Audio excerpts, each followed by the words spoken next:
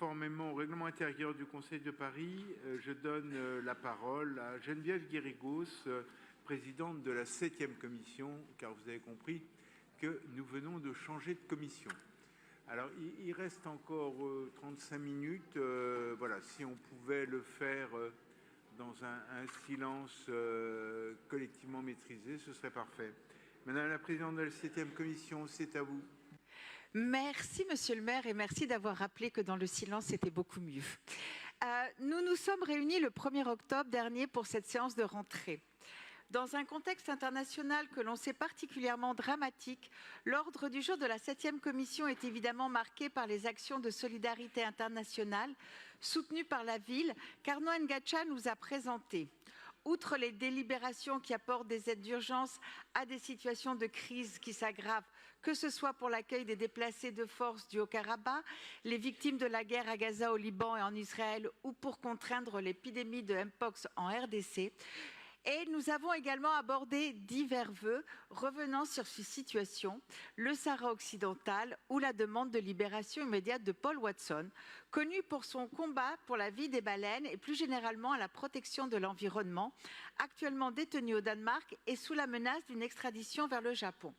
Ce vœu qui sera examiné en 4e commission exprime à travers la situation de Paul Watson et met en lumière le harcèlement juridique que subissent les défenseurs des droits de l'environnement quand ce ne sont pas les menaces qui pèsent sur leur vie. En 2023, au moins 196 défenseurs de l'environnement ont été assassinés, dont 79 en Colombie, pays où se tiendra cette année, du 21 octobre au 1er novembre, la conférence des Nations Unies sur la biodiversité, la COP16, et qui suscite de nombreuses inquiétudes au niveau de la sécurité. Côté sport, Pierre Abadan nous a présenté plusieurs délibérations concernant le sport de haut niveau, l'accompagnement du programme Héritage des Jeux et la mise en œuvre des courses sur route sans plastique à usage unique, ce qui a suscité d'ailleurs de nombreuses questions et des réponses passionnantes. Nous étudierons également un certain nombre de dénominations d'équipements sportifs, notamment dans le 17e arrondissement avec Karim Ziadi. Pierre Abadan est également revenu sur les nombreux défis qui se sont posés à la ville pour l'organisation des JOP, tous relevés avec un succès unanimement salué et dans une ferveur populaire incroyable avec les Parisiennes et les Parisiens heureux au rendez-vous de l'événement, malgré les critiques et les mauvais présages longtemps exprimés à la droite de notre hémicycle. Nous en avons parlé mardi, mais je tenais à vous faire part à ce sujet des propos tenus par M.